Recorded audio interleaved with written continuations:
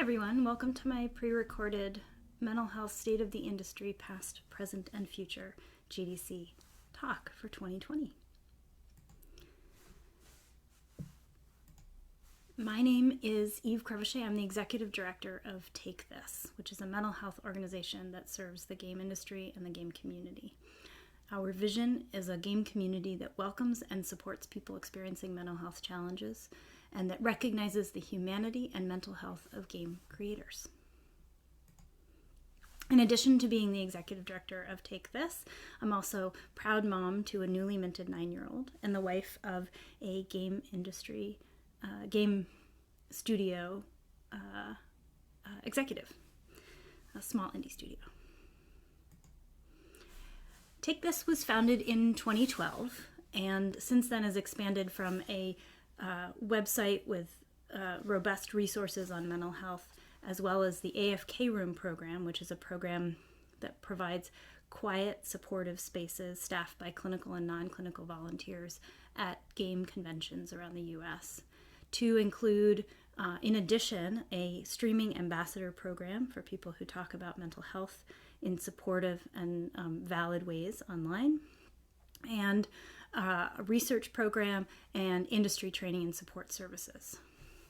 And really, at our root, we exist as an advocacy organization to reassure people that it's okay to not be okay. It is totally normal to experience mental health challenges or mental health diagnoses, and it's totally okay for that to be hard. One of the things I talk about all the time is the fact that I myself go to see a therapist on a regular basis, on a weekly basis, because life is complicated and we have challenges and it's okay to seek support for them.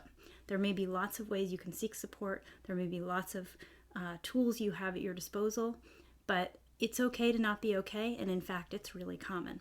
50% of people experience some sort of mental health challenge in their lifetime, maybe a one-time challenge related to something that's going on in their lives, or it could be an ongoing serious mental health diagnosis that includes hospitalization or medication.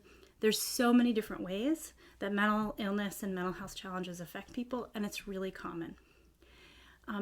That said, the stigma of mental health challenges and mental illness is real, and that means that a lot of people go untreated and unsupported, and the costs are really high. And in the game industry, there are specific cultural norms and challenges that make it hard to address and equally as important.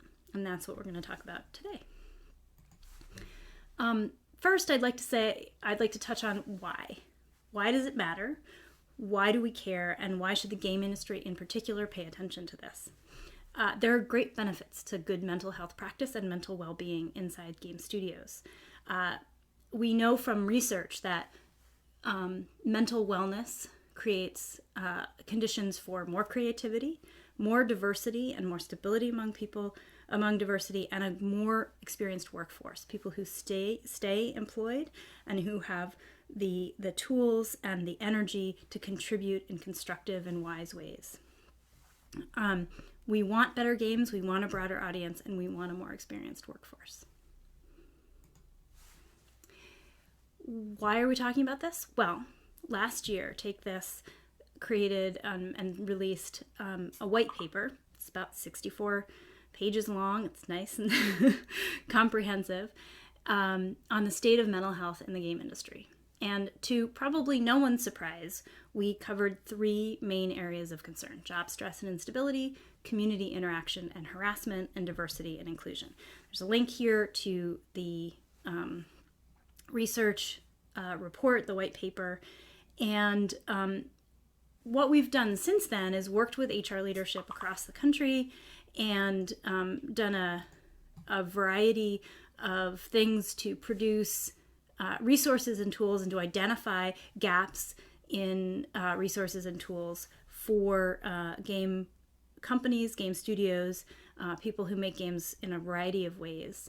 And I'm going to talk about where we are in the production of those materials and what techniques and strategies and gaps we've identified in the process. First, I'm going to talk about job stress and instability. And there's a lot of stress involved in making games, and there's a really unique business cycle in games with a really hit-driven industry that has very cyclical production cycles and challenges including live ops and the stress of online fan and player interaction and harassment. And, this is stressful. I don't want to downplay it, but there are ways to mitigate these stressors and to provide support for people who make games in a variety of contexts. We know from research that burnout is a major problem, and that some of the specific environmental factors involved in making games, including uncertainty, job instability, long working hours, a lack of autonomy, contribute directly to burnout. And burnout is costly because people stop working and they get exhausted and they don't feel like they have a reason to contribute. And burnout is also tied really to a lot of the myths we have about how games must or should be made. And so I want to talk directly about these myths and start to dismantle them. And, to be honest, we have made some progress. We have made some progress in terms of dismantling these cultural myths in games, but they still persist, and they still frame a lot of the way that we think about how games are made. They're not givens. But they do persist. And one of them is secrecy, obviously. And this is this idea that we can't talk about what we make, and we can't talk about what we have done, especially when it comes to canceled projects or games that haven't been a success, or proprietary technologies and ideas. And that means that a lot of people who make games have trouble being able to talk about what their skills are and what their experience is. And that means that we lose access to a lot of people who otherwise would be really qualified to provide great services to game companies, but can't talk about what they've done and can't describe their experiences. And we have this really unfortunate myth about a disposable workforce, that there are hundreds of thousands of people who would gladly take your place or the place of somebody who works for you. And so you don't need to invest a lot of money in keeping and supporting the people who do work there. And then you lose people who have skills and experience, and you treat them badly. And in the process, probably don't get their best work out of them. And then there's this idea of passion and auteurs. Passion being the idea that you can do anything in service of passion, and it's okay because it means you care about the game. But when you use passion in that way and you kind of weaponize it, you end up abusing yourself and others, and using it as an excuse to do careless and uncomfortable and inappropriate things. And so passion is a really dangerous myth for the reason behind why we make games and for the reason behind choices around work environment and expectations. I've touched on this a little bit. Why are these myths harmful? Well, we know that in general, crunch does not produce better games. You don't get better work out of people when they've been working 50 or 60 hours a week. A culture of secrecy, as I mentioned, prevents people from being able to talk about the experience and the skills that they can bring to subsequent jobs. And when people are passionate, they have a harder time separating from work. So when you use a culture of passion or a myth of passion in talking to your employees, you're setting them up for an uncomfortable and challenging separation. If a game gets canceled or shelved, if there is a company closure or layoffs, that's really much harder on people if they've been connected emotionally in this way through this concept of passion. Yes, you want people to be passionate about their work, but you don't want that to be the overarching, overriding, all-consuming myth that you tell and story you tell about your game company. So what can we do about it? There's stuff, I promise. The first is transparency. When you trust your employees and You give them, demonstrate respect of them by sharing things that may be confidential or proprietary with them. You instill in them confidence that you care about them, and you demonstrate that you expect them to be engaged and active members of your workforce. Transparency goes both ways.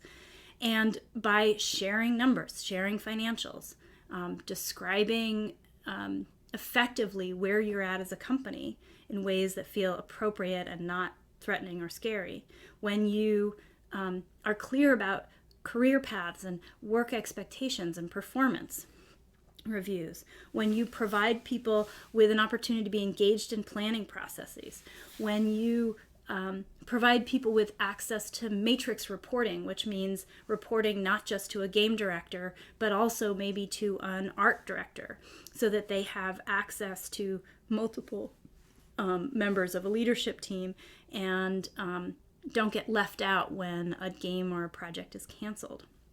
And then formal communication channels. Make sure people have access to you. As a leader, and here I'm speaking to leaders and to managers, give people formal and clear opportunities to ask questions and to know that they can receive answers. And finally, emphasis on soft skills development. So this means communication skills, teamwork skills, the ability to receive and give feedback in appropriate ways. Soft skills make teams work, period, full stop. They're really, really important. And when you hire and promote and manage people in terms of their soft skills, you enable the company to develop and maintain those competencies across the board. Second area I want to talk about, project planning and management. Do the work, be really clear, understand what your capacity is. Take the time to plan, to review your plans, to fix your plans, and to honestly assess what you can do and where you're at and what the problems are. And finally, allow people to make mistakes and to try to fix them. We are human, we will make mistakes. I somehow have Slack running on my computer even though I turned it off. That's a mistake I made. I'll own it. We need to allow people to make mistakes and give them the space to fix them. And we need to allow the company to make mistakes and give ourselves the space to fix them. Finally, and this is where Take This really shines and where we come into the equation, mental health training, literacy around what it means to be respectful and appropriate and set good boundaries. At its root, mental health literacy and mental health support and mental wellness in the workplace are about maintaining good boundaries. That may sound like common sense, but it turns out it's hard to do. Parenting requires good boundaries. I am a parent, and I find good boundaries in parenting pretty hard. And so I go to therapy and I read books and I seek out resources because it turns out I need to learn those things. And we need to learn those in a business context as well. And so a lot of mental health literacy and training in workplaces is about the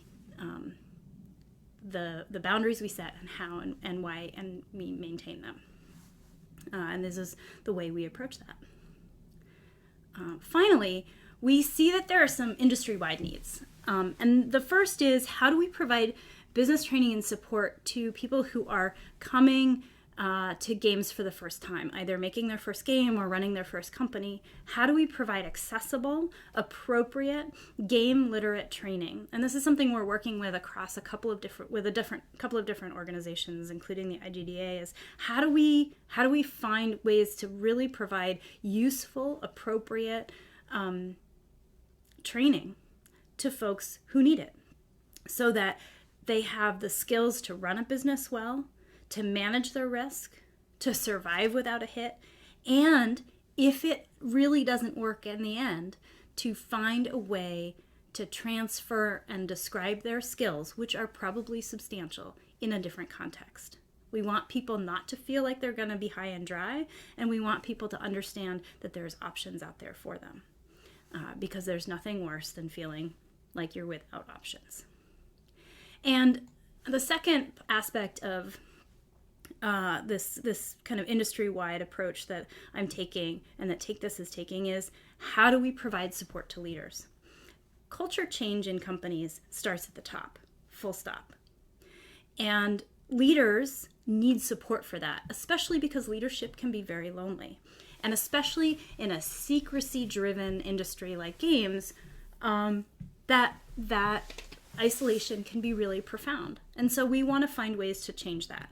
There are a number of different models for how to provide interaction that's trust-based and safe and feels appropriate for leaders. And this is another thing that I'm working on in partnership with other organizations, including the IGDA. Moderated and unmoderated communities, opportunities for gatherings over skiing, walks, drinks, coffee, new mentoring programs, and just an overall change in the culture to one of sharing and mutual support. We need to change this, and there are some great models out there, and we want to give leaders the opportunity to grow, to learn from each other, and to feel like they can continue in games. And so we're part of that effort going forward. Now I'm going to move on to community interaction, talking about harassment and moral panic. Those wonderful things that shape so much of the way that we interact with and think about our interaction with community. It's really important for us to understand our community, to be clear about what those interaction experiences are, and to empower ourselves to provide solutions and to create new norms across the industry. So first, games are many things. Let's acknowledge that, both the good and the bad. I mean, we know there is research that online games increase perspective taking. They provide tools for emotional regulation, and they develop leadership skills. There's a brand new paper out that indicates that games offer players respite, and they can even increase coping skills during times of stress. We're in a time of stress right now. Here I am, not at GDC, not giving this talk in a room to lots of other people. We know that games can be fantastic, and they can increase people's contact with and develop friendships and increase social interaction. But they can also be harmful. They can draw people away from important person-to-person contact. They can be distractions from other activities. We need to be able to acknowledge all the different aspects of games and be clear about them. Because without honesty, we can't interact with the public in a way that's forthright and clear, and that champions the ways games can really add to society. Next, I'd like to talk about harassment. Harassment is bad. And if we don't do something about harassment, we are complicit in it. Period. What is harassment? It's direct physical or verbal threats. It's behavior that attacks a person rather than a behavior. It's any activity designed to incite mob behavior that can be online or in physical spaces. It can be gaslighting, which is psychological manipulation that seeds doubt in a person, or comments that espouse hate speech, violence, or sexual assault of any kind. There's a lot of things in this description, but it's really clear what it is. Still, it sometimes can be hard to identify the line between an obnoxious person and someone who's a harasser. And harassment is often not something we discuss publicly. We talk about it in whisper networks. We quietly talk about it behind closed doors. And it isn't always recognized by law enforcement as such. And so we need a lot of tools to help protect ourselves and to change the way we understand and give space for harassment. What are those tools? Training and enforcement. In companies, we need to have better training on how to understand and recognize abuse and how to respond to it, how to support people, how to who have experienced harassment, how to change the behavior or remove people who have perpetrated harassment. We need really strong managers and leaders who understand and are very clear about the dangers of harassment and the impact of it. And in-person gatherings at conventions, we need to remove opportunities for harassment, period. And online, we need to do the same thing. We need to remove opportunities for harassment. We need to create zero tolerance harassment policies. One of the ways we do that, I'm going to jump ahead here, is good social media and community policy. We need zero tolerance harassment policies and tools. Period, full stop. There is a way to enforce zero harassment policies online, and we need to be doing it across the entire industry immediately. We need to design communities for positivity, create spaces that reinforce positive social interaction. There's lots of information, tools, research, etc., available on how to do this effectively and consistently. We need to empower moderators to do that on a regular and ongoing basis, give them the tools, the training, and the flexibility to do so. We need to support people who use their personal brands for promotion of corporate brands and events and games and IPs. We need to document and use de-escalation procedures for a variety of harassment contexts, and the industry needs third-party arbitration at some point soon. And this is trusted third parties that are able to investigate harassment claims and pursue clear, public, and appropriate reparation and remedies. And finally, we need debrief processes. So people experience harassment, companies experience harassment when a game launch goes bad or when there's an announcement that doesn't meet expectations. And we need to acknowledge the trauma and the experience that creates, and we need to debrief it and support people in companies who have those experiences. And finally, and then I'll go back here, we need good representation of mental illness and mental health challenges in games so that people understand and can start to internalize representations of mental illness that aren't stigmatized, that are supportive and validating, and that are complex. And that way, we can provide people who need support with good models from the games themselves, from the games that they play, and the tropes that they consume. But mostly, we got to get stuff offline. That's really just the gist of it. People need to stop harassing in public spaces, and people need to stop responding to harassment in public online spaces. Once it gets offline, it loses its steam. So that's community interaction, the nice parts. And now we're going to move on to diversity and inclusion. Then there's both a business case for diversity and there's a moral case for diversity and inclusion. And what we've seen is that the industry is making strides, some, in greater diversity in hiring and recruitment, but that retention is a challenge, that the ongoing support of people who come into games who don't look like the prototypical game maker is the challenging part. And as an illustration of that, I'll take this definition, this quote from the GDC State of the Industry report from this year, and I'll read it out loud. Even when talking about the disproportionate number of women working in gaming, higher-ups seem to be a little nervous about openly admitting some of the reasons why there might be such hostility directed towards women in gaming. I think many individuals still think that if they are generally liberal-minded, socially conscious individuals, diversity just happens because they're not worried about it. And the truth is, diversity doesn't just happen. Exhibit B, the 2019 IGDA Developer Satisfaction Survey. This was really interesting to me.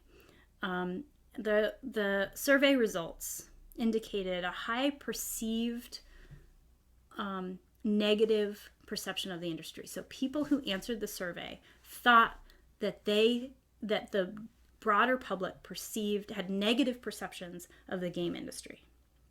There was a high level of desire to diversify the industry, both who made games and what kind of games they made, and who plays games, who has access to games. And there was also a high frequency of witnessing microaggressions and social or interpersonal discrimination. So first of all, what are microaggressions? They're those casual, frequent, often inadvertent remarks or questions or actions that are really harmful because they relate to a person's membership in a group that's discriminated against or subject to stereotypes. And the frequency of microaggressions is really high, and it is very hard for people who are not part of the majority in a game company environment. All this together points to a snapshot of an industry that's ready to change, that recognizes that change is necessary, but doesn't have a lot of tools available. And so that's what we'd like to provide. First, what's the business case? What's the reason why this is worth doing? One, we know from research that there's a strong correlation between diversity and financial performance, that among large companies where leadership was diverse, financial gains were greater than among large companies where leadership was not diverse. And that increased diversity also increases innovation and reduces groupthink, so that when there's more differences in a group, you get better creativity and you get less of that, oh, we're all going to go like lemmings off the cliff. There's a reason to do this. There's a reason why this is worthwhile. And we also know that people who are from underrepresented or stigmatized groups have a hard time staying. So when we talk about the importance of inclusion, the importance of providing support to people who need it in game environments in order to maintain diversity, it's worth it because it's costly to lose them. Replacement is more costly than retention.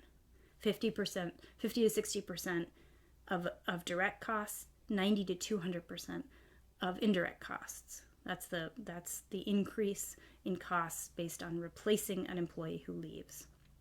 And we also know that among people from underrepresented or discriminated groups, burnout is higher, loss of self-efficacy is higher, and incidences of absenteeism and presenteeism are higher.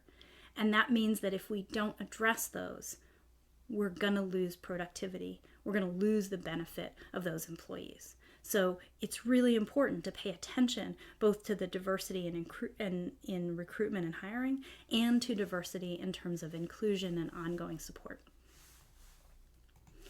So let's stop. What is diversity? Diversity is a lot of different things. And we talk about it in terms of gender, race, ethnicity, sexuality, gender identity, how you represent in your body, neurostatus. Are you neurodiverse? Do you have autism, for example? Mental health status. Do you have an experience of a mental health diagnosis or challenge? Ability or disability. Do you have a physical or a disability of some sort that makes it harder to show up in a conventional way? Do you have a different religion than the majority in the place in which you work? And there are many other ways in which diversity shows up. Socioeconomic status, country or state or of origin, There's so many different ways in which we show up, and we need to recognize that. What are the tools to supporting all those people in all those different ways that we show up? Recruitment, good recruitment, I've mentioned that. Training to support people, and leadership. I've said this before in this talk, and it's absolutely essential. Leadership sets the tone for everything. And if you can truly, as a leader, embrace and understand the breadth of your game audience, embrace nuance, ambiguity, and the possibility of being wrong, and truly be quiet and let other people's voices be the loudest ones in the room and the truest ones in the room, then you will have accomplished what you need to do in terms of leadership. It's hard work. It comes with a lot of potential pitfalls. It is scary because it requires personal growth, personal reflection, and humility. And I say this from my personal perspective. I don't want to downplay how hard it is, but I also don't want to downplay how important it is. It is essential because with diversity, we have access to amazing skill, amazing talent, and so many more people. And we can bring and celebrate games with so many more people. Diversity and inclusion work is hard, but it is essential. And with courage, I promise you can do it. And on that note, I want to thank you for coming to my GDC talk this year. If you would like more information, you can go to takethis.org. Our mental health resources page, which includes resources on crisis hotlines, warm lines if you just need someone to talk to today, and other resources on finding a good therapist or finding other ways to get support for yourself or for your friends and coworkers and family members. Go to takethis.org/mental health resources. And thank you for coming. Have a great evening.